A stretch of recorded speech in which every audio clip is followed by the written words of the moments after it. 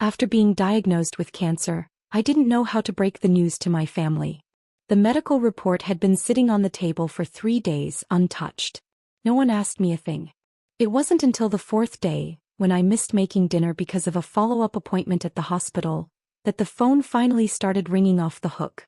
It was 5:30 by the time I walked out of the doctor's office, right into the evening rush hour. With one hand clutching my medical file and a small bag of prescriptions, and the other carrying groceries, I struggled to squeeze onto a packed city bus. That's when my phone started buzzing like crazy. A kind young woman offered to hold my grocery bag for a moment, giving me just enough room to dig into my coat pocket and answer the call. Leona's sharp voice blasted through the receiver. "Clara, why haven't you picked up Zach from school yet? His teacher just called, he's the only kid left in the classroom and he's crying his eyes out." Panic surged in my chest. I quickly asked, "Did someone pick him up already?" "I told Daniel this morning he was supposed to get his son today. I had a doctor's appointment this afternoon." Before I could finish, she cut me off with an irritated snort. "Oh my God, Clara, what could possibly be more important than Zach? He's still at school. You need to get over there now." "I can't leave," she added in a huff. "I already made plans for dinner and shopping with my girlfriends. And Daniel? He's been in meetings all afternoon, he probably forgot as usual. This kind of trivial stuff isn't worth bothering him." I opened my mouth to say I wouldn't make it in time either and that James could probably go instead, but she'd already hung up. Right before the call dropped, I clearly heard her complaining to her friend. "Daniel's mom is so useless. She can't even handle a simple favor. Totally unreliable." I felt a sharp tightness in my chest. My hand hovered over the screen about to dial James. But then I froze. The doctor's words echoed in my mind. "Your body's already very weak. You'll need someone to accompany you during future treatments. And you must avoid stress and household chores as much as possible. So be it. If I'm no longer good enough to help, then maybe it's time everyone took care of their own responsibilities. After all, he's their child, not mine." I stood there on the bus, dazed as it rolled past 2 more stops without me even noticing. That's when my phone rang again. This time it was James. "Clara, have you been out wandering around all day? Do you even realize Zach's still at school waiting for someone to pick him up? I just got home and Leona called me in a panic. Said she tried calling you and couldn't reach you. Why haven't you gone to get him yet? The teacher's been waiting there this whole time. Can you imagine how upset Zach must be?" His voice kept coming through, full of reprimand. My chest tightened even more, but I stayed silent. When he finally stopped talking, I replied quietly but firmly, "That boy has a mother and a father. Maybe they should stop relying on an old woman to do everything." Maybe it was my tone, cool, distant, something he'd never heard from me before, that caught him off guard. He paused for a second, then snapped, "What kind of talk is that, Clara? Don't take this the wrong way, but Zach is our grandson. Is this really the kind of attitude a grandmother should have? Forget it, I'll go pick Zach up myself today. You just head home and get dinner started. The kids have been working hard all day. It's not right if they come home to an empty table." I wanted to tell him that I wasn't feeling well either. That my body, after all the hospital visits, was already running on fumes. But the words stopped in my throat. I'd trained myself not to complain, years of swallowing every ache, every exhaustion, every feeling, because what did it ever get me? At best, a dismissive "you're being dramatic." So for the first time I didn't respond. I ended the call before he could say another word. James has lived an easy life. Born into a well-educated family, he was the kind of man people used to describe as refined and distinguished even in his youth. His career flowed smoothly from the start, and just this year he retired from his post as director of the local art museum. Decades immersed in the arts had given him a quiet, cultured elegance that still turned heads, even at 67. That, and the fact that he never had to bother with the messier parts of life. And honestly, he never had to. From childhood, his mother handled everything down to the smallest detail. After we got married, I picked up where she left off, seamlessly. He never had to worry about the house. He's never done a load of laundry, never even washed his own socks. James firmly believes that a gentleman stays out of the kitchen. Domestic chores, in his mind, only served to taint the purity of his artistic aura. Even after retirement, he stayed as busy as ever, thriving in the local community and senior centers, choir practice, Latin dance, violin lessons. His schedule is packed tighter than it ever was when he was working. Everyone calls him Professor James, the talented Renaissance man, admired and adored. His calendar is always full. Our children know better than to expect him to pitch in. No one ever asks him to help with pickups or babysitting. Then there's me. I studied painting too once. Back in college, we were both in the oil painting program. I had promise, my professors thought so too. But then I met James and I fell deep and hard. And after that, well, life slipped through my fingers. Years flew by in a blur of housework, tending to James, raising our son and then our grandson. Always rushing, always busy, yet nothing in it truly felt like mine. No point dwelling on it now. As the bus rolled past familiar streets, I realized we were nearing home.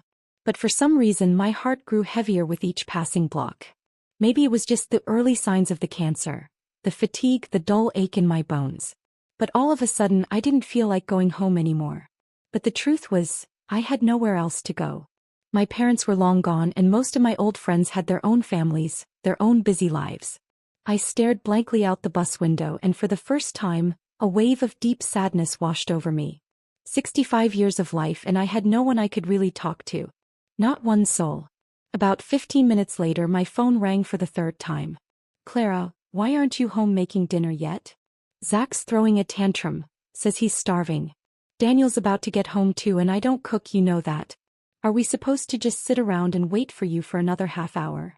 What's going on with you lately? The older you get, the more unreliable you become. Where are you and why aren't you taking care of the house? James's voice wasn't particularly loud, but in the noisy bus, I could still hear every word crystal clear. There was a time long ago when I'd been enchanted by his voice, deep and steady, a voice that never failed to calm me even during arguments. But now every word felt like a slap. Turns out, even the most pleasant voice can be ugly when it's used to scold and belittle. The rose-colored lens I'd seen him through for decades shattered in an instant. I didn't even bother responding with emotion. You two combined are well over 100 years old. Can neither of you function on your own? What are you going to do if I drop dead tomorrow? Starve. He went silent, clearly stunned. Before he could come up with a response, I ended the call again. He didn't call back. James has always had his pride and his temper. He never asks for help and never backs down. And I just hung up on him twice in one day. That was more than his ego could take. But a few minutes later my son Daniel called. Apparently today my phone had become a hotline. Mom, what's going on with you lately? You didn't pick up Zach, you didn't cook, and now you're arguing with Dad. He's so upset he's lost his appetite. Come on, we're just trying to have a normal evening. You're not getting any younger either. What are you trying to prove? He barely got the words out before his sister Anna snatched the phone from him. Her voice was just as full of complaints. Seriously, Mom, you've been slacking off lately. It's already this late and dinner's not ready. I'm starving. We all came over for dinner and Olivia said she wants Grandma's spaghetti bolognese, her favorite. You better hurry back or she's going to throw a fit again. I said nothing. I remembered how when both of them were getting married and buying homes, they'd made sure to choose houses just a few blocks from ours. Said they couldn't stand being far from us. Since then, unless it was the weekend or a special occasion for dining out, they came here for dinner nearly every weekday. I treated both Zach and Olivia the same, picked them up from school, fed them, helped with homework. Most days I'd collect Olivia from preschool, then head straight to Zach's elementary school, pick up groceries on the way and rush home to cook for everyone. It had become our routine. One big lively dinner every evening. But since Olivia's other grandmother had come to visit, I hadn't needed to pick her up. Even so, I didn't know what to say now. Should I blame myself for caring too much over the years? Or should I blame myself for failing to raise my children right? Raising a house full of dependents who never learned how to stand on their own? After a long pause, I replied flatly, "You can eat without me tonight. I won't be coming home for dinner." After saying that, I turned off my phone. At last, the world went quiet.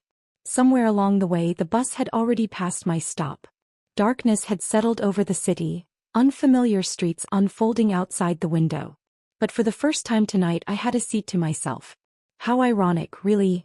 I'd skipped making just one dinner and suddenly everyone came after me like I'd committed some terrible crime.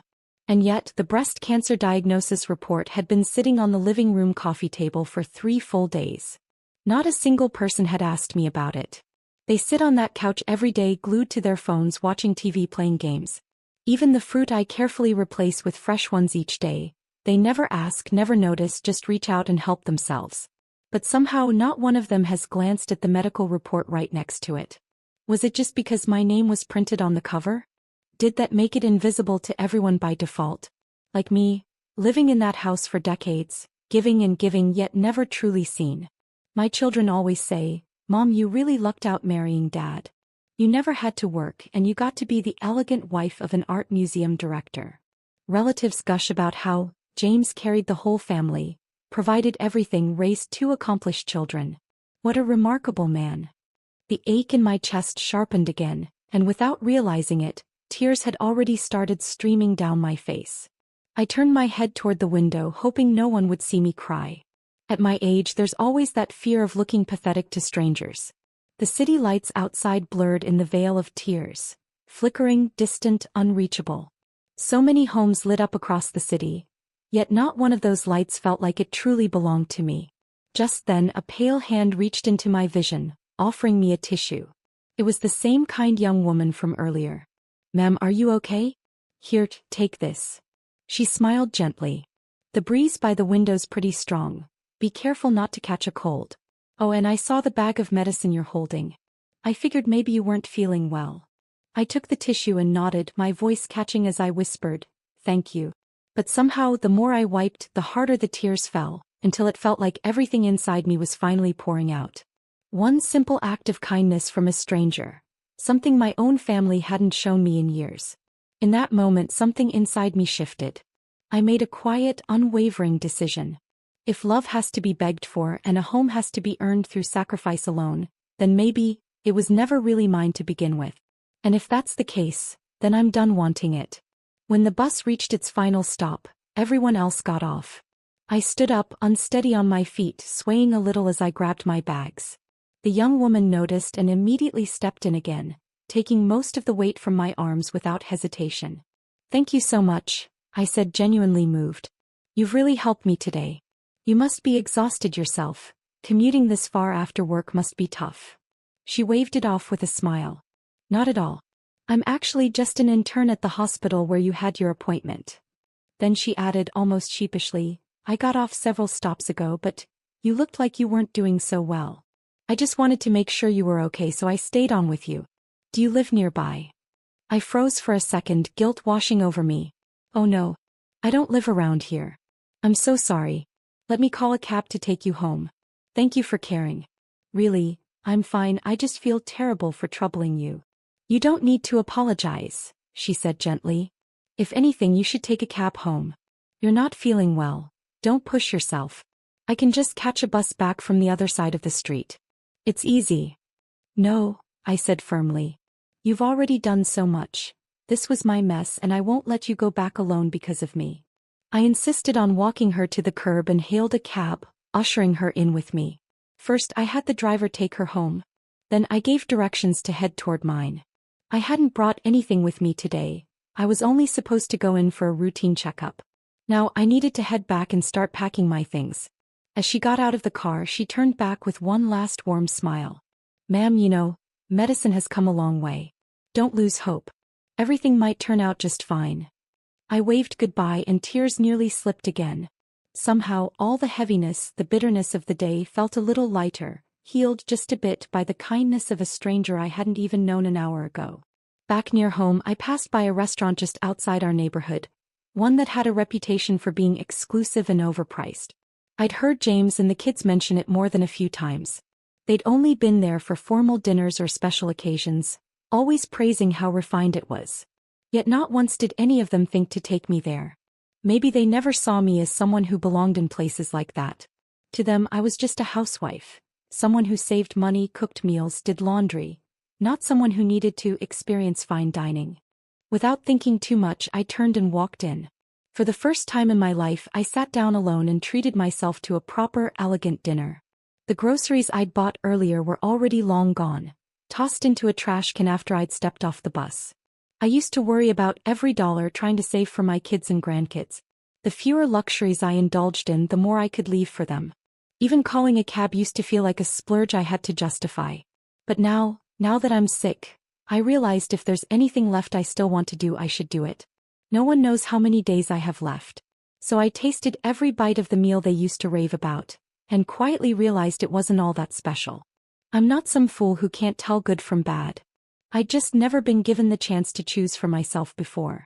After dinner, I took a slow walk home, letting the meal settle in my stomach. By the time I reached the door, it was past 10. The moment I opened it, I was hit by a heavy mix of food smells and alcohol in the air. The house was a mess. Dinner had just ended, and the dining table looked like a battlefield. Plates everywhere, crumpled napkins, leftover bones from chicken wings scattered across the surface. The living room was no better, like a small hurricane had swept through. Leona and Anna were slouched on the couch, chewing on fried chicken wings, eyes fixed on the television. Zach and Olivia sat nearby, mimicking the adults, each clutching a bag of snacks while glued to their tablets, fingers flying across the screens playing games. Out in the backyard, James and Daniel, along with Anna's husband, were drinking beer and chatting about retirement plans and stock market trends, as if there wasn't a single problem in the world worth worrying about. James had always had stomach issues, and it was usually me who kept a close eye on him, making sure he stayed away from alcohol. But tonight he was drinking freely. No doubt his stomach would keep him up later, aching in protest. I stepped through the door, changed into my house slippers, and stood there for a moment. No one even looked up. The first to notice me was Leona. She glanced my way briefly, her expression full of impatience, then turned back to the TV without a word. I walked straight across the room, quietly heading toward the master bedroom. But just as I rounded the corner into the hallway, I came face to face with someone I hadn't expected to see. She looked just as surprised. "Clara, you're finally back," she said, trying to sound warm. "I was just telling James he should call you. It's late and I was worried it wasn't safe for you to be out alone." I froze. Truth be told, Vivian's presence in my home wasn't new. Ever since she'd moved into one of the upscale condos nearby last year, she'd visited a few times, always as a polite guest. But now, seeing her walk out of my bedroom in a soft, silky loungewear set, tousled hair and sleepy eyes, something in me twisted. Vivian, James's old flame. His dream girl. Once the star of the East Coast Ballet Conservatory, the graceful goddess who had every young man's heart in the palm of her hand. Time, it seemed, had been particularly kind to her. She still carried herself with the same effortless elegance. Her beauty, refined by the years, hadn't dulled one bit. Back then, James had plenty of admirers, but it was only Vivian who ever truly caught his heart. They had been entangled for years, never officially together but never really apart. Then just after graduation she married a real estate tycoon 2 decades her senior and moved abroad. That was when I stepped in. With Vivian gone, I seized my moment. Bit by bit I closed the gap until I finally became James's wife. Though he never offered grand romance, he did give me one clear condition. If we married, I'd have to give up my career completely and dedicate myself to supporting his artistic pursuits at home. And I did, faithfully year after year. I held up my end of the bargain. I believed I'd earned my place. I believed that chapter with Vivian had been buried long ago. James never spoke of her again. We both pretended those years never happened. But when Vivian moved back and made her first visit, I remember how stiff and uncomfortable their reunion had been. The air between them practically crackled with unresolved history. Still, it didn't take long after that for James to rekindle the connection. And clearly, things had progressed more than I'd been told. Vivian's voice wasn't exactly subtle. It carried across the room, drawing every pair of eyes toward us. Daniel lit up when he saw me. "Mom, you're finally back. Where have you been this late? We tried calling you so many times and you didn't answer." Then he turned toward the couch and called out, "Good thing Anna thought fast and ordered Mexican takeout. We just finished eating. Now you can get started on cleaning the table, doing the dishes and mopping up." My son-in-law chimed in with a teasing smile, waving his beer bottle. "Clara, how about whipping up a little something extra? Popcorn or a cheese platter, maybe? James is in such a good mood tonight, I think he's ready for another round." Before I could even open my mouth, Vivian jumped in, flustered and eager to explain. "Clara, please, don't be upset. I wasn't trying to overstep. I just felt a little dizzy earlier and it was too noisy outside. James suggested I lie down in your room for a while. The kids were all in the living room. I swear it's not what you think. James, hearing her, immediately set down his drink and rushed over. Vivian, are you feeling better now? He asked with concern, eyes locked on her face. Only after that did he turn to me, with a tone cold enough to frost glass. She's our guest, Clara. Do you have to act like this? Do you even remember where your own front door is? I was starting to think you got lost somewhere. Look at the time. This is completely unacceptable behavior. I raised my head and stared at him. A bitter smile tugged at the corner of my lips. Oh. And what about a guest who ends up lying in the master bedroom in the middle of the night? What kind of behavior is that supposed to be? And you, James Blake, retired art museum director, champion of refinement and elegance. What exactly do you call leading a single woman into your wife's bed while she's not home? Is that your idea of grace? His face darkened instantly. You're deliberately stirring up drama. This is pure slander. Vivian flushed, clearly uncomfortable. She tugged lightly at his sleeve, whispering, James, stop. It's my fault. If I'd known Clara would be upset, I never would have used that room. But my chest was already burning, my breath shallow with fury. I didn't want to hear another word. I turned and walked toward the bedroom, not bothering to respond. The tension in the room was suddenly suffocating. No one said a word. Anna rushed after me and caught my arm, trying to stop me. Mom, what's gotten into you? Anna said, her tone edged with irritation. You're being really harsh. Vivian just wasn't feeling well. She caught a bit of a cold. Dad only invited her over for dinner so she wouldn't be alone while she's sick. She paused, then added with a note of reproach, and honestly, you were kind of in the wrong today. So what if Dad said a few words to you? Zach was stuck at school. Of course we were all worried. Families are supposed to look out for each other. Daniel nodded beside her, softening his tone a little as he stepped closer. Anna's right, Mom. You've been home all day, maybe you don't realize how exhausting things are out there. We're constantly running in circles. Coming home and finding there's no dinner. It's just frustrating. Maybe we were a little harsh, but don't take it personally.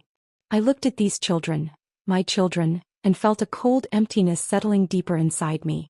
Not a word of concern, not a single question about where I'd been, if I'd eaten, if something had gone wrong. Just judgment, excuses, and expectations.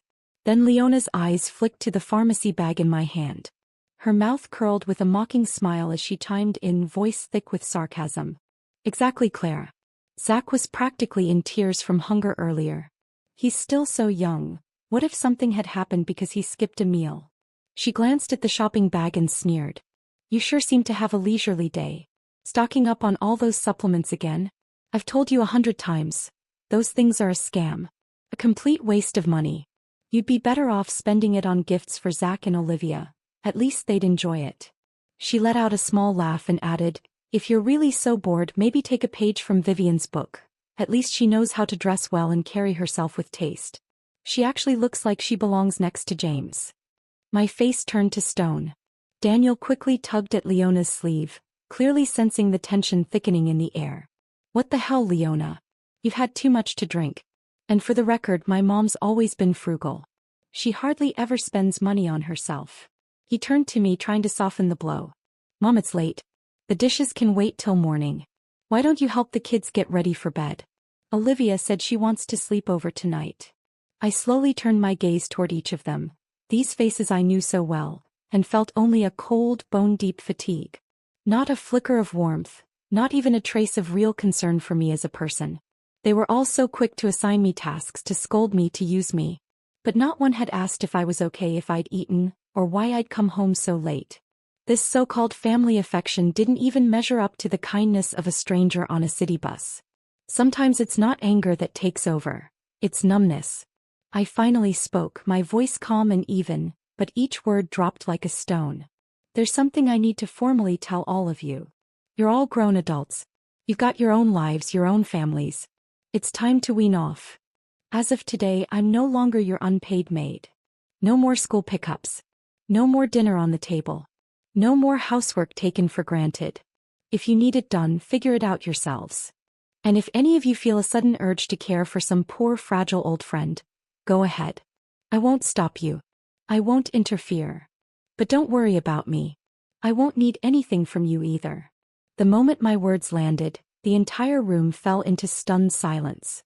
Everyone exchanged uneasy glances. Mom, what are you saying? Daniel was the first to speak, his voice tinged with disbelief. We're all working full-time jobs. Without you, we wouldn't even be able to pick the kids up from school. Anna chimed in immediately. Exactly. We don't get off work until 6 or later. How are we supposed to come home and cook dinner too? Are you just planning to let us go hungry? Leona scoffed, her tone laced with irritation. Clara, it's not like we actually think of you as a maid or anything. But James is always busy with his community activities. Someone's got to handle things at home. And honestly, you don't have a job.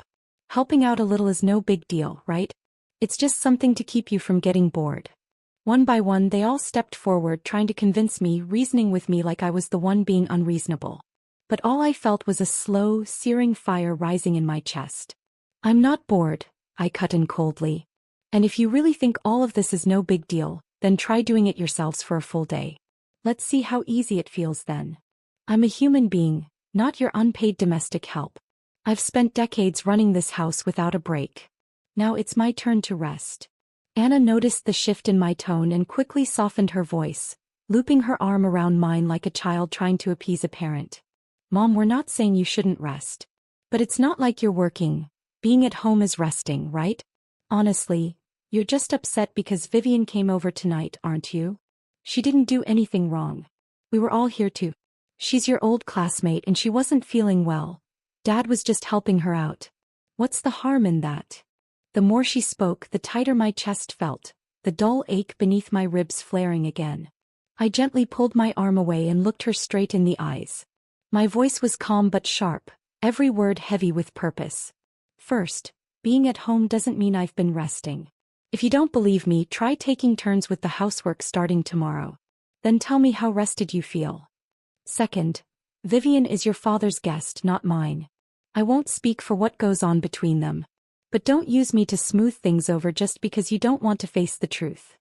Maybe it was the firm edge in my tone, something none of them had ever heard from me before. But suddenly the room went dead quiet. Even the air felt heavier. Then Vivian stepped forward, dabbing at the corners of her eyes with delicate fingers. Her voice trembled slightly, just enough to be noticed. I'm truly sorry, Clara. This was all my fault. I never meant to come between you and James. I've really overstayed my welcome tonight. I should go. Without waiting for anyone to respond, she hurried to the front door, gathering her things as she slipped on her shoes. It was clear she wanted to disappear as quickly as possible. The kids, flustered, trailed after her in a rush, muttering reassurances and apologies. Before the door even shut, a sharp slam echoed from the dining room. James had smacked his hand against the table so hard it rattled the plates. That's enough, Clara. His voice exploded across the room. You've been acting strange ever since this afternoon. Coming home late was bad enough, but now you're picking fights left and right. Let's be honest, is this really just about dinner? Or is it because I was caring for Vivian? Why do you keep dragging up the past? She had a fever, she was burning up to 101 degrees. And you still want to make a scene about it. His voice kept rising, sharp and impatient. For God's sake, a person's heart is supposed to grow broader with age. But your mind is shrinking by the year. When did you become so petty? And with that he grabbed his coat and phone and stormed out after the others, without even glancing back. Since they all say I've grown petty with age, fine. Let me be petty to the end. I went straight back to the bedroom and started packing. Not just for a night. Not just to get away from that bed. I was leaving this house for good. I didn't want to spend another day under this roof. Besides, the doctor had made it clear. I needed peace, not stress. But it hadn't even been half an hour since I walked through the door, and already my chest was tight, my breathing uneven. James hadn't been gone long before the kids came back in, assuming this was just another emotional flare-up. Their voices floated toward me from the hallway, trying to smooth things over. Mom, Dad was just walking Vivian home. It's late, she shouldn't be out alone. Yeah, come on, Mom. Sure, Vivian's elegant and well-kept, but if there was really something going on between her and Dad, it would have happened years ago, not now. Exactly. Dad's 67. What's he even gonna do at this point? Mom, we'll wash the kids up ourselves tonight. Just get some rest, okay? Tomorrow morning you can make breakfast and take them to school like usual. Their voices blurred together, a dull hum of rationalizing and delegating, every word only making the air around me feel heavier. I shut the bedroom door without a word. Packing didn't take long. There wasn't much I needed. A few changes of clothes, some jewelry, my documents, a charger. That was it. After decades in this house, it was almost laughable how little felt worth taking. The 2 rental properties my parents left me had always been under my name. The rent came to me. Add to that the money I'd quietly saved over the years, pinching pennies where I could. I had enough to live comfortably on my own terms. I used to plan on transferring the properties to the kids when I turned 80. Well, thank God I hadn't done it yet. Thank God I still had something to fall back on. As I rolled my suitcase out of the bedroom, Anna's family had already left. Daniel was in the bathroom bathing Zach. No one noticed me. I didn't care. I didn't say goodbye. I walked out and didn't look back. The night air hit me like a quiet relief, but I stood there for a moment, unsure of where to go next. They always said I was sheltered, that I hadn't seen the world. Maybe now was the time. And if this illness really couldn't be cured, then I sure as hell wasn't going to end my life in a kitchen or laundry room. The doctor said my radiation treatments wouldn't begin until next week, so I had a few free days. Why not use them? I didn't know how to book plane tickets online, so I did the simplest thing I could think of. I hailed a cab and told the driver to take me straight to the airport. Standing in the terminal, watching the destination board flicker through names, I picked a city I'd always wanted to see. I walked up to the counter and bought a ticket for the next available flight. Before boarding, I hesitated for a second and then sent a message to the family, just enough to keep them from calling the police. I'm going on a trip. Don't bother me. Then I powered off my phone. It was a red-eye flight, short, smooth, and when the wheels touched down, the sky was still dark. I'd landed in Portland. I'd seen it in travel videos before, called the City of Roses, a botanical paradise on the West Coast. I'd always wanted to visit. If I had any passion left in life, it was plants. My balcony was always packed with greenery, every inch filled with tiny bursts of life that reminded me there was still something to look forward to in my day. James never had time for travel. He always said Portland was too damp, that the air there feels sticky, hardly elegant. But I didn't need elegance. I just needed joy. When I turned my phone back on, a flood of messages poured in like a broken dam. They'd all seen my note. And now they were panicking. Mom, if you're gone, who's picking Zach up tomorrow? No one cooked dinner. Dad doesn't know how. What are we supposed to eat? Mom, don't be so stubborn. You wouldn't really go on vacation alone. You probably just booked a hotel nearby. Bet you'll be home by morning. Seriously, you don't even know how to use apps. You don't have family nearby. What if you get scammed? What if you end up lost on the street? The more I read, the more my brows furrowed. And then I saw it, the final message that made me laugh out loud, cold and bitter. From James. The older you get, the more childish you become. I'm curious to see if this house still functions without you. Since they couldn't stop buzzing in my ear, I decided to embrace the silence completely. I blocked every single one of them. Every number, every notification, set to do not disturb. Honestly, there wasn't a single word from any of them that I wanted to hear. But of course, it didn't take long for James's proud, "The house will manage just fine without you," to come back and slap him in the face. The very next morning, the moment I turned my phone back on, I was hit with a flood of unread messages. At 4 o'clock in the morning, James had been rushed to the hospital. As expected, it was his chronic stomach condition acting up, triggered by that spicy Mexican takeout and the alcohol he insisted on drinking last night. At first he tried to tough it out, convinced he could ride it through. But by the middle of the night, the pain had him doubled over. He searched the house top to bottom for the medication. Nothing. Eventually he woke Daniel up, asking him to help. Still no luck. Then came the frantic calls to me. Dozens of missed calls. Voicemails. Texts. But I'd slept like a rock after a full day of sightseeing, and I didn't hear a single one. The moment my phone powered on, Daniel's call came through almost instantly. "Mom. Finally you picked up." His voice was thick with exhaustion. "Dad had a terrible flare-up last night. His stomach pain got so bad we had to take him to the ER. I've been with him half the night and I still have to get to work this morning, plus drop Zach at school. I can't handle all this. Come on, Mom, don't be like this. Just come back and take care of him." I listened quietly, then calmly replied, "Didn't you understand what I said yesterday? I'm on vacation. Please don't disturb me." And I hung up. Then I went one step further. I blocked all their numbers. No more distractions. No more interruptions. I wasn't going to let anything ruin my trip. I hired a private VIP tour guide and spent the most carefree, liberating week I've had in decades exploring Portland.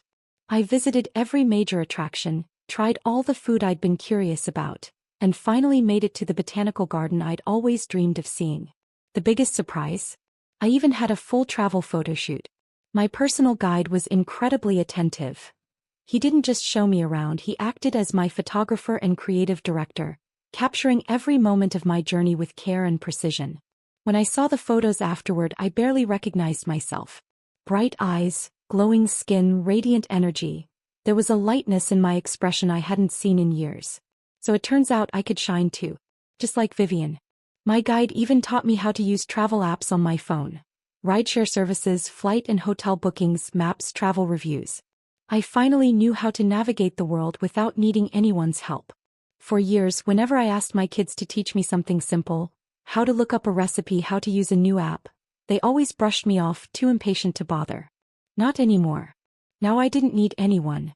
I hadn't been left behind by the times after all. Day by day I felt lighter, freer. Even my body felt stronger, more energized. But when I finally came home after that beautiful week away and turned my phone back on, what greeted me wasn't peace. It was chaos as usual. A full-blown domestic circus waiting right at my doorstep. In the end, it all came down to this. Once the tireless, all-capable, never-complaining supermom disappeared from the household, everything began to fall apart. And only then, only when they finally started searching for help, did they realize just how deep the problem really was. Hiring a housekeeper to cook and clean didn't solve everything, because that housekeeper wouldn't look after the kids. A full-time nanny for the children didn't do housework. The daycare specialist who could care for Olivia wouldn't handle school pickups for Zach, now a first grader. So they needed a second nanny just for the afternoon shift. One helper wasn't enough. Not even close. And on top of all that, James was still stuck in the hospital, needing constant care himself. That's when they finally realized what I'd been all along. A full-service, on-call, multi-skilled domestic operator, who charged nothing, asked nothing, and even provided emotional support on demand. Suddenly the tune started to change. What had begun as finger-pointing and complaints turned into saccharine attempts to coax me home. Even Zach and Olivia were coached to take turns calling, their tiny voices chirping through voicemail. "Grandma, we miss you. Come back soon." Text after text followed, sugary sweet but desperate. "Mom, your protest has gone on long enough. Please come home. We really need you here." And at 3 a.m. a final message from Daniel, raw and unraveling. "Mom, I really can't do this anymore." When I landed, I didn't head straight home. I sat in the cab watching the familiar roads pass by, wondering how I'd feel returning. But some things needed closure. As we pulled into the neighborhood, I noticed a small stage had been set up on the plaza. Apparently the community was hosting an event. I glanced toward it idly until two familiar figures caught my eye. James and Vivian. He was in a tailored black suit. She wore a flowing crimson dress. The two of them danced a fiery tango under the lights. Their steps were sharp, fluid, impeccably in sync. Their eyes locked in subtle tension and unspoken electricity. Every turn, every lift, every glance between them felt like a whispered confession. A story told not in words but in motion. I stood there quietly watching. Oddly, I didn't feel anger. Just a faint, hollow ache rising in my chest. They had always been a pair, meant to be, in some way I could never compete with. I'd once fooled myself into thinking I'd found an opening in their story, slipping in while she was away, pretending it was fate. But in truth, things that don't belong to you, no matter how tightly you grip them, will always cost you something in the end. The music stopped. The crowd erupted in applause. James glanced into the audience, scanning the faces, then froze when he saw me. For a moment we both stood still. I looked down, said nothing, turned quietly and walked away, my suitcase wheels clicking softly behind me. I hadn't gone far when I heard footsteps, James catching up. He took the suitcase handle from my hand without a word and started walking ahead of me. Neither of us spoke as we made our way home. When we reached the door, he paused, then said quietly, Clara, I'm glad you came back. I hesitated, then slowly followed him inside. The house was tidier than I'd expected. Clearly someone had brought in a cleaning service. But my beloved houseplants told another story. Most of them had wilted from neglect, drooping sadly under the weight of a week's indifference. No one had cared enough to keep them alive.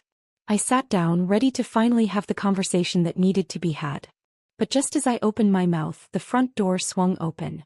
Vivian walked in, radiant and cheerful, her heels clicking lightly across the floor. She was glowing, lively, confident, smiling as if the world were hers to keep. "James, why didn't you wait for me?" Vivian's voice floated in gently as she walked through the door, a soft complaint laced with mild surprise. The moment she saw me, her expression faltered. Her eyes flicked to the suitcase beside me, and her hand instinctively tucked the house key she was holding behind her back. "Clara, you're back," she said with a forced smile, trying to mask her unease. "Why didn't you tell us ahead of time? We would have picked you up." She walked over and sat beside me with a polite smile, continuing her rehearsed explanation. "Oh, I meant to tell you earlier. James was just discharged a few days ago and the house has been a mess. Daniel and Anna were worried the temporary cleaners wouldn't do a proper job, and they were concerned about the kids and James being unattended, so they asked me to move in for a few days to help out. Don't worry, I've been staying in the guest room." I simply nodded, offering no reply. Vivian kept going, her tone casual, almost too casual. "Honestly, if James weren't so resistant to hiring a full-time housekeeper, none of this would have been necessary. These things can all be outsourced. You really don't have to run yourself ragged trying to do everything." That part I knew all too well. James had always been stubborn like that. Despite his income, he never allowed outsiders into our home. For all these years, we never once hired a live-in housekeeper. But I hadn't come back to rehash old habits or make small talk. My time was precious now, and I had no intention of wasting it. I turned to look at him, catching his gaze. His eyes were fixed on me too, a flicker of something unreadable behind them. I didn't bother easing into it. I went straight to the point. "James," I said calmly, "I want a divorce." His expression shifted instantly. Panic. Even a flicker of helplessness, an emotion I'd rarely ever seen cross his face. But it lasted only a moment before he composed himself again, slipping back into that cool, calculated composure he wore like armor.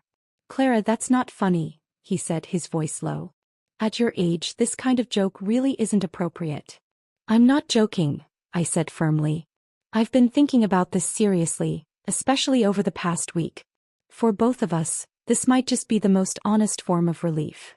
His face darkened. "All this, just because of that dinner?" "You could say that," I replied, then paused. "But it's not just one dinner. It's every dinner that would have come after it. I'm done living my life in the kitchen. I have other things I want to do with the time I have left." His chest rose and fell with slow, controlled anger. Just then the front door burst open. "Grandma! Nana!" Zach and Olivia rushed in, squealing in delight as they ran toward me. I opened my arms instinctively, pulling them both into a tight hug. No matter what had happened, I had raised these children myself. No matter how much distance had grown, I still missed them. But the moment of warmth was short-lived. As soon as they noticed Vivian on the sofa, they slipped out of my arms and ran toward her instead. "Fairy Grandma." They circled around her, chattering excitedly, sharing stories from their day, laughing and giggling as they leaned into her lap. The scene stung, quietly but deeply. A few seconds later, Daniel and Anna walked in, and the moment they spotted me, they hurried over and wrapped me in a hug. "Mom, you're finally home. You look amazing. You must have had a great trip. We were falling apart without you. Thank God you're back. Honestly, that cleaning lady we hired wasn't working out anyway. We might as well let her go." "Yeah, you wouldn't believe it, Mom. Vivian really helped us these past few days, running back and forth between the hospital and the house. We couldn't have managed without her." Vivian gave a modest, slightly uncomfortable smile. But before anyone could say more, James suddenly slammed his glass down onto the table. The sharp sound echoed through the living room. "Enough." His voice was low, but it carried weight, tight, restrained, and simmering with frustration. "Do any of you even realize what you're doing? Your mother is not your maid." She just got home and you're already piling responsibilities back onto her. Can't you give her a moment to breathe? Starting today, all of you go back to your own homes. Housework, childcare, caring for the elderly, figure it out yourselves. Stop dumping everything on your mother the second something goes wrong. James's outburst had silenced Daniel and Anna completely. Even I paused for a moment, caught off guard. It was so unlike him. The man who had spent decades standing quietly on the sidelines while I handled everything, never once raising his voice on my behalf. But I didn't have time to dwell on it. "I'm sorry," I said calmly, "but I won't be handling household matters anymore. You'll need to figure things out yourselves from now on." Then I turned to James. "If there's nothing else, let's go to the lawyer's office at 9 tomorrow morning and sign the papers." His face went pale. You're really going through with this?" he asked, his voice low and tight. Daniel and Anna, still reeling from the earlier scolding, now looked even more stunned, staring at me in disbelief. "What?" Daniel blurted out. "Mom, you're getting a divorce? Why? This isn't because of Aunt Vivian, is it?" Anna added quickly. "She's just been helping out. We've seen everything clearly. There's nothing going on between her and Dad." "You're overthinking this." I shook my head. There was no point explaining anything to them. Let James tell them whatever he wants later. I looked at James again, voice steady. "I've thought about this thoroughly. I'm ending this marriage for good." "Mom, you're 65, Daniel said, sounding desperate. "You've been a housewife your whole life. How will you even manage after a divorce?" "Yeah," Anna chimed in. "Did someone out there fill your head with that live your own life stuff? Don't be naive, Mom. People just want your money." "Even if you meet someone new," Daniel added, "he won't be as dependable as Dad. They'll act sweet up front, but in the end you'll just be their caretaker again." Their words piled on, one after another, louder and more emotional. But all I felt was exhaustion. "I'm not asking for your opinions," I cut in sharply. "This divorce is between me and your father, not for either of you to meddle in. And for the record, I'm not helpless. I've devoted decades to this household. Legally, I'm entitled to half of everything. Plus, the 2 properties and inheritance from my parents. More than enough for me to live comfortably. I don't need your concern." That shut them up. They looked genuinely stunned, clearly unaware I'd planned all of this long ago. I turned back to James. "So, still hoping I'll change my mind? Still reluctant to go through with it?" The air in the room thickened. I knew exactly what James cared about most. Pride. Especially in front of others. Especially in front of Vivian. So I added, just loud enough, "If you don't want to look foolish in front of her, then do this cleanly. No drama. No delays." Sure enough, his jaw clenched. He nodded slowly, each word strained through his teeth. "Fine. If that's what you want, we'll do it. You'll get what's rightfully yours. I won't hold anything back." The weight that had pressed on my chest for years suddenly lifted. I nodded gently. "Good." With that, I stood and walked out. James said nothing, though his eyes were red. Daniel and Anna, however, erupted behind me, panicked, pleading voices cracking. "Mom, what are you doing? You're tearing this family apart. Are you out of your mind?" I didn't look back. I didn't answer. After leaving, I moved into a fully furnished apartment near the hospital. Quiet, simple, perfect. Kitchen, laundry, everything I needed. It was a place Grace helped me find. The same young woman who had once offered me a tissue on the bus. She'd grown up in a small rural town, worked her way through school and built a life in the city. Strong, self-made kind. We'd exchanged contact info after that night. When she heard about my situation, she took it upon herself to help, finding me a place to stay, even connecting me with a professional caregiver to assist during my radiation therapy. Once I settled in, I took her out to dinner to thank her. It was warm, simple, and real.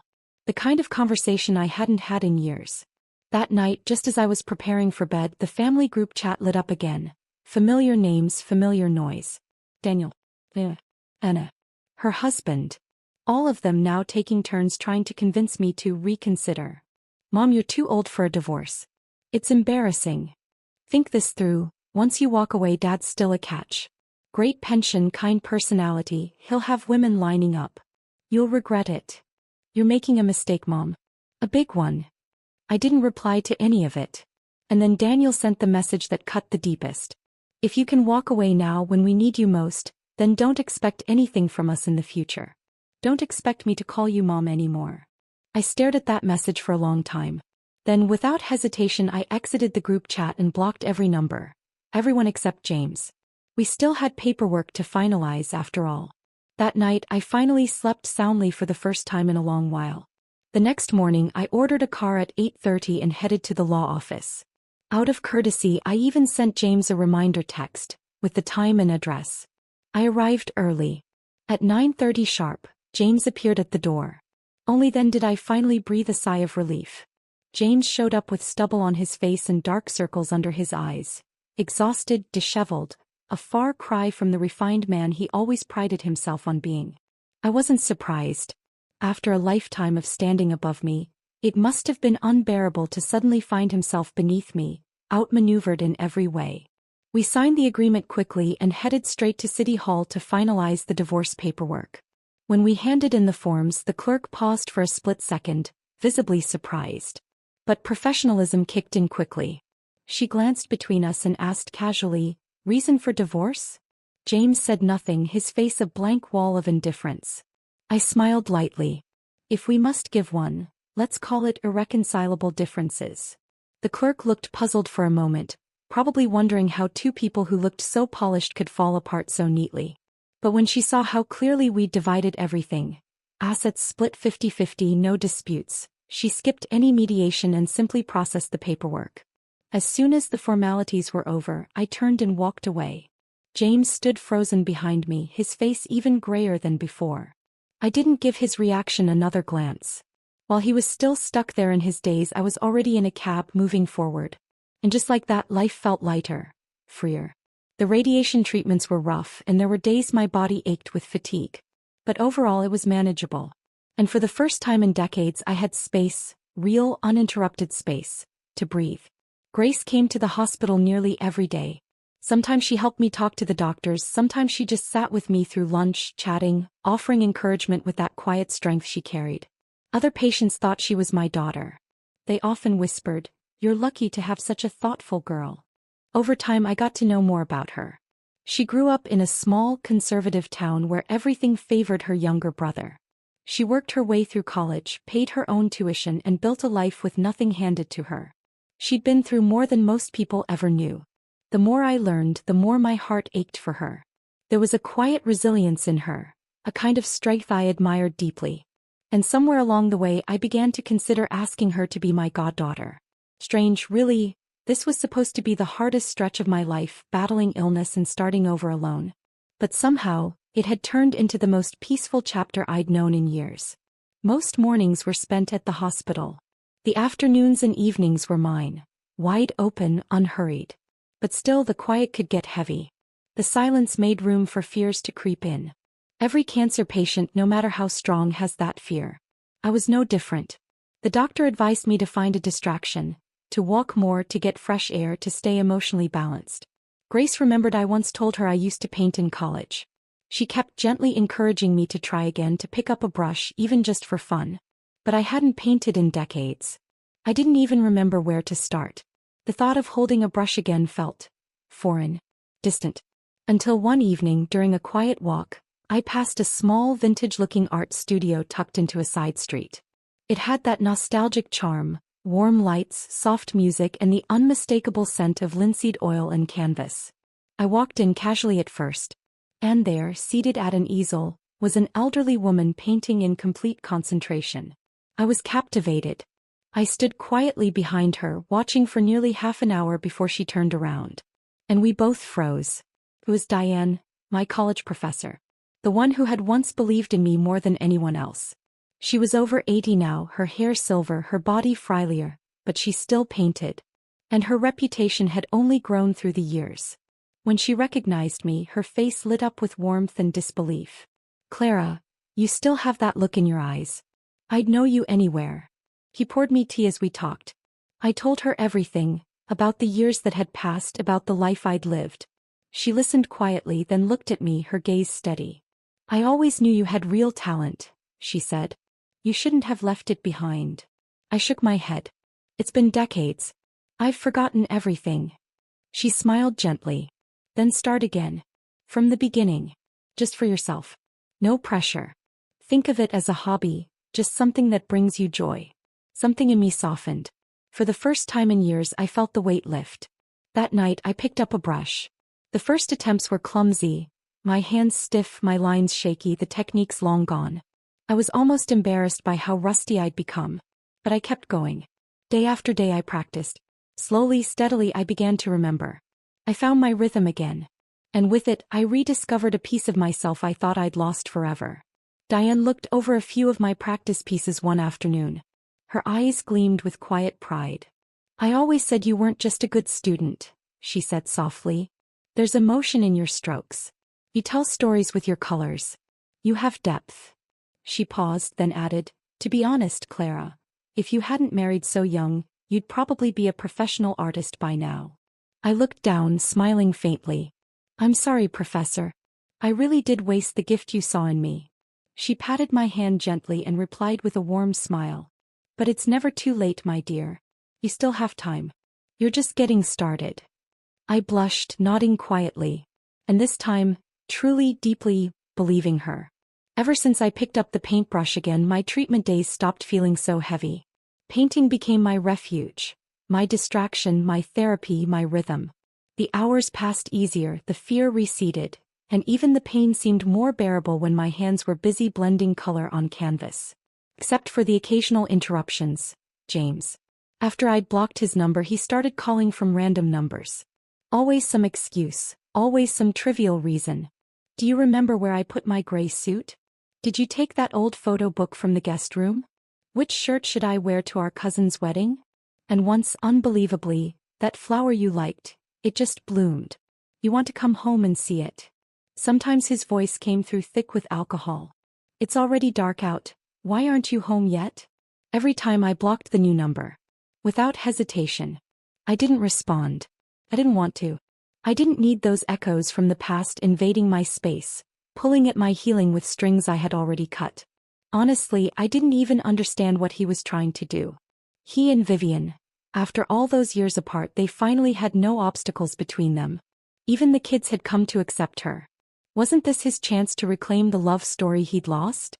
So why was he still clinging to me in these strange, awkward ways? Maybe old flames aren't always about passion. Sometimes they're just habits that die slow. I'd almost dismissed it all as his inability to let go, until the last day of my first round of radiation. Grace and I had just stepped out of the treatment wing. As we passed the courtyard, I spotted them, James and Vivian. She was sitting on a bench in the sun, and he was approaching her with a prescription bag and a folder of test results in hand. The sunlight cast a soft glow across her face. She raised her hand to shield her eyes, and James, with quiet ease, pulled a pair of sunglasses from his bag and gently placed them on her. She smiled at him. It was a soft, tender smile, easy and natural. And I stood there still. James wasn't incapable of thoughtfulness. He wasn't above the small, attentive gestures. He had just never done them for me. The way they moved together, the quiet ease between them, it looked like the ending of a love story, the kind that's meant to feel whole. I tugged gently at Grace's sleeve, ready to turn away. But James looked up just then, right into my eyes. His expression changed in an instant, and he strode toward me in quick steps. "Clara, are you following me?" His voice was sharp, accusatory. "Didn't you say you were over us?" He grabbed my arm, confronting me like I owed him an explanation. Vivian rushed up behind him, flustered. "Clara, please don't misunderstand. James was just helping me. He came with me to get a flu test. I've had a fever, I'm a bit weak." I smiled faintly. My voice was calm. "Don't worry. There's nothing to misunderstand. We've signed the papers. The divorce certificate might not have arrived yet, but as far as I'm concerned, he's a free man." As soon as the words left my mouth, Grace stepped forward. She was still in her hospital uniform, and her tone was firm and clipped as she brushed James's hand off my arm. "Sir, please keep your hands to yourself. This is a hospital." Then she turned to Vivian. "And you, if you're running a fever, put on a mask. Public space isn't your personal lounge." Vivian flushed, retreating a step in embarrassment. James, suddenly noticing the patient gown peeking out from beneath my coat, paled. "You're sick?" he asked, his voice uncertain now. "What do you think I'm doing here? Getting a facial? Grace snapped. What's wrong? Is it serious? Should I call someone? I can get you the best doctor. I cut him off, expression neutral. It's nothing major. I'm being discharged tomorrow. But thank you for your concern. I turned to leave. James looked like he wanted to follow, but Vivian stumbled behind him, nearly losing her balance, and he had no choice but to turn back and catch her. Grace watched him go, then looked at me and raised an eyebrow. That's your ex-husband? I nodded. She let out a short laugh. Let me guess. Back in the day you just fell for that face, didn't you? Her teasing was light, effortless, but it cracked something open inside me. I chuckled genuinely. Yeah, I said with a shrug. You're not wrong. And in that moment it hit me. The things that once consumed me, that once left me raw and restless, could now make me laugh.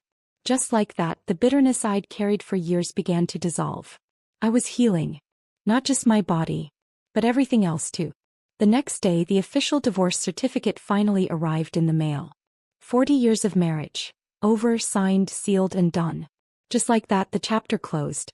All that was left of the past was to forget it. With that weight finally off my chest, I did something I hadn't done in years. Posted on social media. Cheers to myself, for having the courage to choose freedom at this age. The news traveled quickly. Relatives and old friends started reaching out one by one, full of curiosity and concern. Most of them didn't even try to hide their shock. I couldn't be bothered with explanations, so I gave them the same vague answer over and over. We just weren't compatible anymore. But no one bought it. Come on, one cousin said with a scoff. You're telling me after 4 decades you just now realized you weren't compatible? Others were more direct. Some amused, some patronizing. You'll regret it soon enough, one neighbor said with a smirk. Just wait till James finds someone else. That's when it'll hit you. As soon as he remarries, another added, you'll realize what a mistake you made. It was almost laughable, like I'd been tossed aside, a discarded woman clinging to some fantasy of independence. As if my worth was solely defined by being someone's wife. But I looked at my life, really looked at it and weighed it carefully. 3 properties. More than enough savings. A gentle, bright young goddaughter who cared for me like family. A completed first round of cancer treatment with promising results. The doctor said that with regular checkups and proper care, it likely wouldn't shorten my life at all. By all accounts, my days had never been more peaceful or more mine. But I didn't bother explaining that to anyone. I'd learned the most important lesson of all. You don't owe your peace to anyone's understanding. So instead of wasting breath on gossip and judgments, I threw myself into painting. Grace, ever the cheerleader, kept urging me to share my progress with others.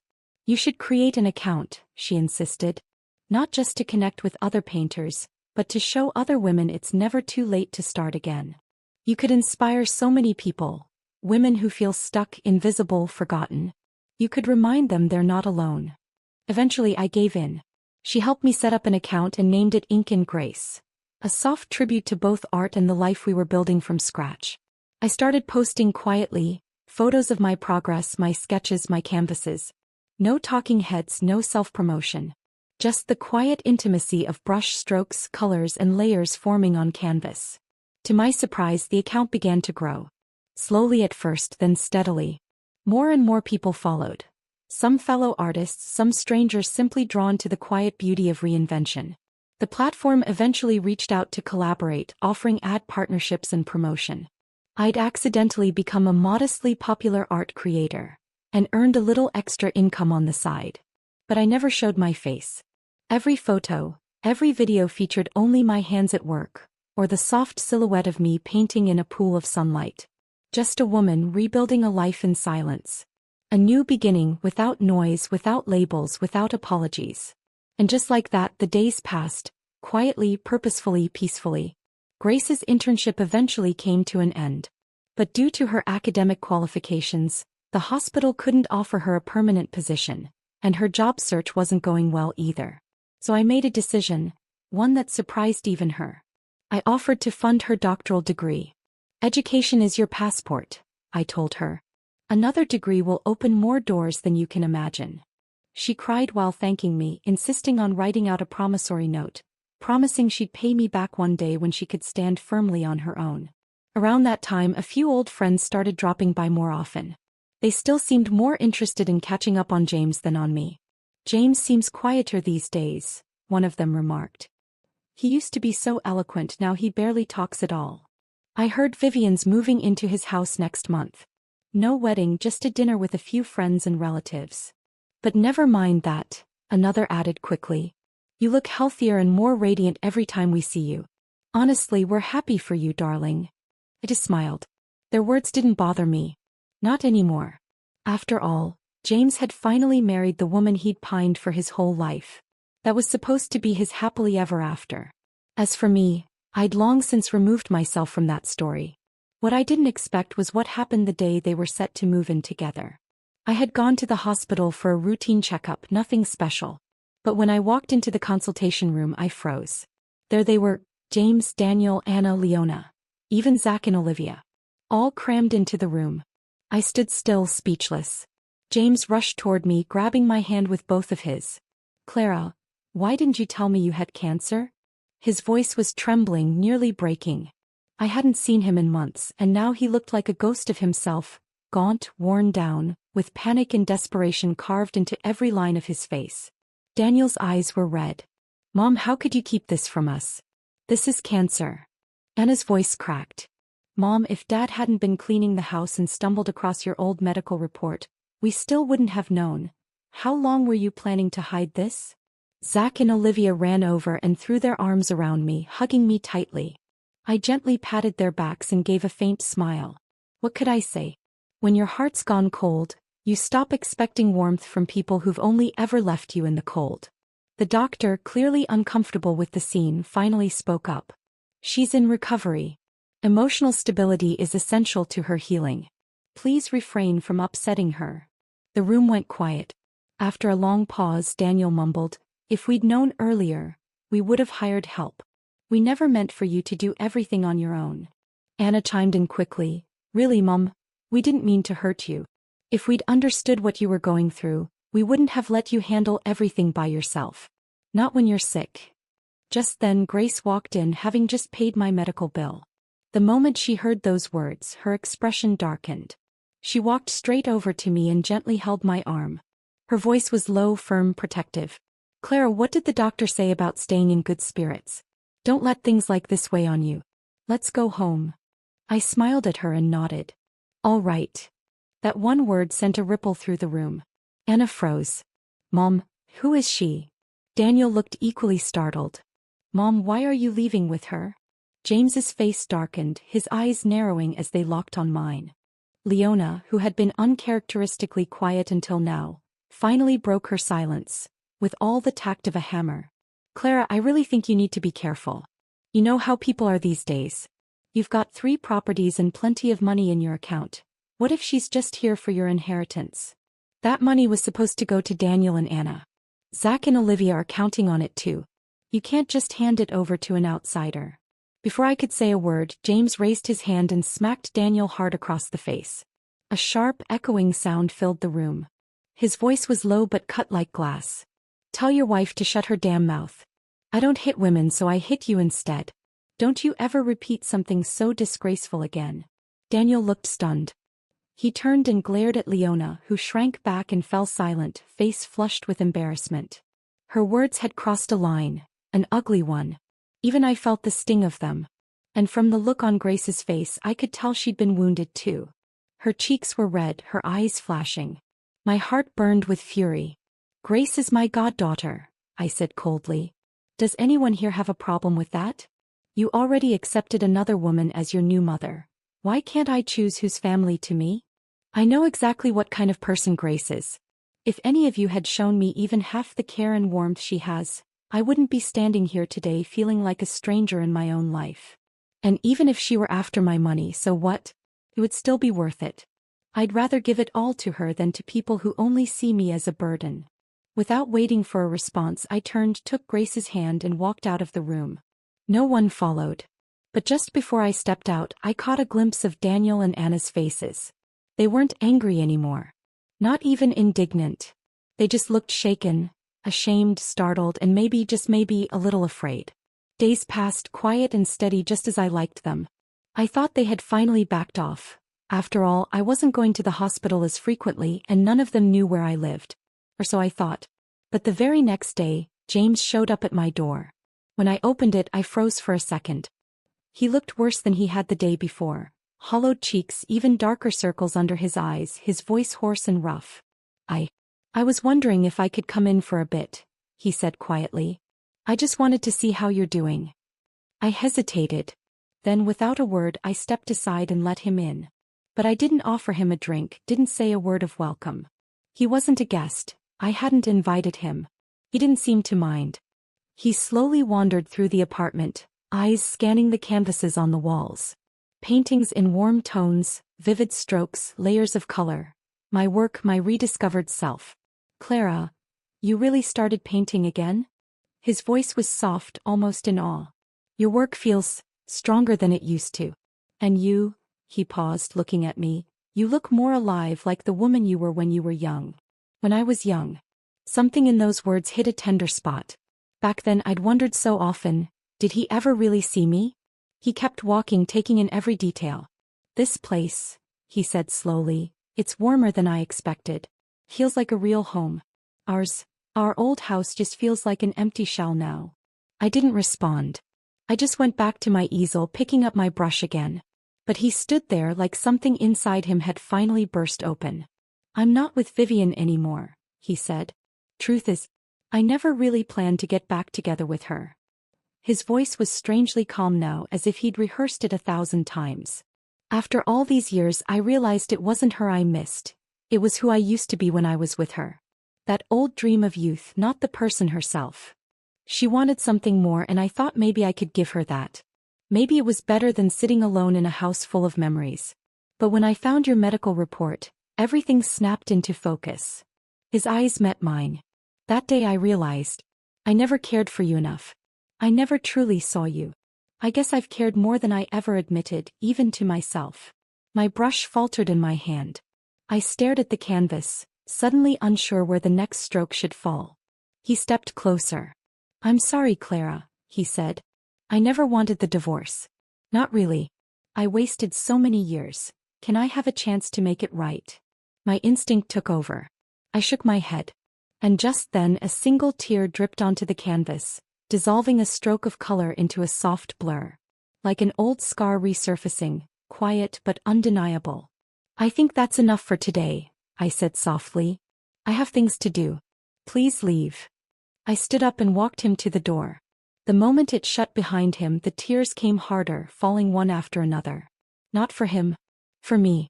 For the woman who had spent a lifetime trying to warm a heart that never held her close. Now that it finally did, I no longer needed it. That chapter was over. The rest of my life, whatever was left, was mine now. After that, James seemed to appear everywhere.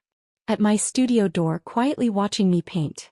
In the hospital waiting room during my follow-ups. Sometimes even outside my building, holding grocery bags, offering fruits and vegetables I never asked for.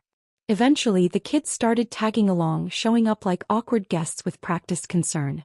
I stopped letting any of them in. To avoid their visits, I started traveling with fellow artists. Plein-air painting trips, weekend workshops in the countryside, quiet retreats that filled me with peace. Then months later, something unexpected happened. I received a bank notification. James had wired me $200,000. Along with it, a short message. I sold the old house. Thought you might need it, for your treatment. James. I stared at the screen, stunned. The truth was, I didn't need the money at all. I had solid medical insurance. My rental properties brought in steady income. My art account had grown rapidly, and ad partnerships now brought in more than James's monthly pension. I thought about returning the money, but the process was complicated and I kept putting it off. I hadn't even responded, yet somehow chaos had already erupted on his end. Word got out. The kids were furious. They fought with him over that money. Daniel accused him of giving away their inheritance. Leona ranted that some woman who's not even family would benefit from their future. They didn't see it as compassion. They saw it as betrayal. And just like that, the family who once couldn't spare a thought for me now argued bitterly over my worth. After I'd already walked away. I let out a quiet sigh and returned the money the very next day. But it didn't take long before James showed up at my door again. "Clara," he said, eyes filled with hopeful desperation, "you returned the money. That means I still have a place in your heart, doesn't it? The kids say they miss you too. Please, come home. I'll take care of myself this time. I'll help with the grandkids. I really want to start over. Can we try again?" I gently but firmly refused him. But he didn't give up. Like a stubborn old student clinging to one last lesson, he kept appearing, every few days, sometimes even bringing friends or acquaintances to plead on his behalf. I was exhausted by it. So I quietly moved again, this time without telling a soul. Then I threw myself deeper into my travels and my painting, letting the rhythm of the road and the flow of color carry me far away from everything I'd once tried so hard to hold together. With my artist friends, we'd disappear for 10, sometimes 15 days at a time, exploring coastlines, forests, mountains. I painted sunsets in Arizona, rivers in Oregon, autumn leaves in Vermont, and cliffs along the Pacific Highway. And for the first time in my life I felt that poem come alive in me. Only then did I realize how wide the world truly is. My collection grew. So did my circle. And thankfully the cancer never returned. In fact, I was healthier than I'd been in decades. On my 67th birthday, I held my very first solo landscape exhibition. It was a clear, sunlit day. My old professor attended in person, standing proudly on stage to make a special announcement. I would be her final student. That moment drew attention from the local press, a few art critics, and even some national media. My story, the former housewife who rediscovered herself through art, suddenly became a headline. On the last day of the exhibition, while chatting with a few gallery guests, I noticed a familiar figure standing quietly in the corner. James. Thinner than before, face lined with exhaustion, he stood motionless in front of one of my paintings, Mountain Falls. I walked over slowly. When he noticed me, he looked startled, unsure of himself. "This one, is that the waterfall?" he asked softly. "You always said you wanted to take me there someday," he added almost to himself. "But I always said it was too much trouble. You went anyway, without me." I nodded. I'd heard his health wasn't great lately. Something early stage, still treatable, but serious enough that he rarely left home anymore except for doctor visits. Just then I heard familiar voices behind me. "Mom." I turned. "Daniel. Zach. Olivia." Their faces were a mix of surprise and disbelief, clearly not expecting to see me, let alone in an art gallery hosting a successful show. From their stunned expressions I could tell, James had never told them I'd started painting again. They certainly had no idea that the growingly popular art account Ink and Grace, the one getting attention from art circles and social media alike, was me. "Mom, you look younger than you did 2 years ago," Anna said, stepping in beside them, equally wide-eyed. "You've been painting this whole time? Why didn't you ever tell us?" Daniel asked. "Grandma, this is incredible. You're better than the artists we learn about in school," Zach said excitedly. "Nana, I think I want to be like you when I grow up," Olivia added, beaming up at me. I just smiled gently without saying much. Daniel and Leona looked tired, worn down. I'd heard they'd divorced last year. And from the way they watched me now, I could see the questions hanging in their eyes. Things they wanted to say, stories they maybe wanted to rewrite. But I wasn't about to give them that chance. I had other guests to welcome. Grace was already approaching with a group of her classmates, smiling brightly, waving from across the gallery. As I began to walk away, James stepped closer again and said in a low voice, "I used to hold on to the hope that maybe you'd come back one day. But I get it now. You've walked too far forward. There's no going back anymore." I laughed, full and free. "You're right," I said. "Because this is the life that finally belongs to me. The tides of life come and go. Maybe we'll cross paths again someday. But when we do, we'll just be old acquaintances. Nothing more."